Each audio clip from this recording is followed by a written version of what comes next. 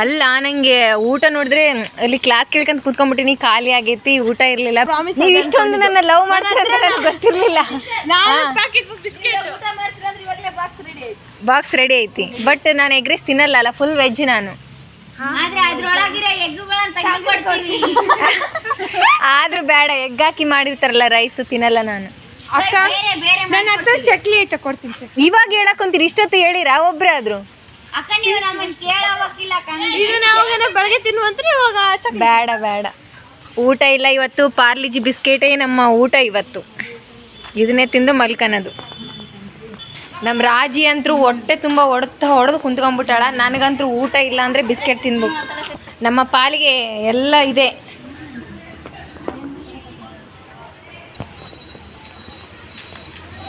ಇವತ್ತು ನಮ್ಮ ಪಾಲಿಗೆ ಎಲ್ಲ ಫುಡ್ಡು ಇದನ್ನೇ. ಎಗ್ ರೈಸು ಇದನ್ನೇ. ಎಗ್ ರೈಸ್ ನಾನು ತಿನ್ನಲ್ಲ ಬಿಡು, ಫ್ರೈಡ್ ರೈಸು ಇದನ್ನೇ. ಇನ್ನು ನಾವೇನೇನು ಫುಡ್ ಅನ್ಕೋಬೋದು ಎಲ್ಲ ಇವಾಗ ನನಗಿದೆ. ಯಾಕಂದರೆ ಕ್ಲಾಸ್ ಕೇಳ್ಕೊಂತ ಕುತ್ಕೊಂಬಿಟ್ಟಿದ್ದು, ಊಟಕ್ಕೆ ಬಿಟ್ಟಿದ್ದು ಗೊತ್ತೇ ಇಲ್ಲ. ಏನು ಮಾಡೋಕ್ಕಾಗಲ್ಲ, ಇದನ್ನೇ ತಿನ್ಬೇಕು ಇವಾಗ. It's okay, let's come to eat. ಇವತ್ತು ರಾತ್ರಿ ನಿದ್ದೆ ಬರುತ್ತೋ ಇಲ್ಲೋ, ಹಸುವಾಗುತ್ತೋ ಗೊತ್ತಿಲ್ಲ. ಬಿಸ್ಕೆಟ್ ತಿಂದು ಮಕ್ಕಂದರೆ ಐ ಥಿಂಕ್ ಹೊಟ್ಟೆ ತುಂಬೋದು ಅಂತ ಅನಿಸುತ್ತೆ. ನೋಡೋಣ.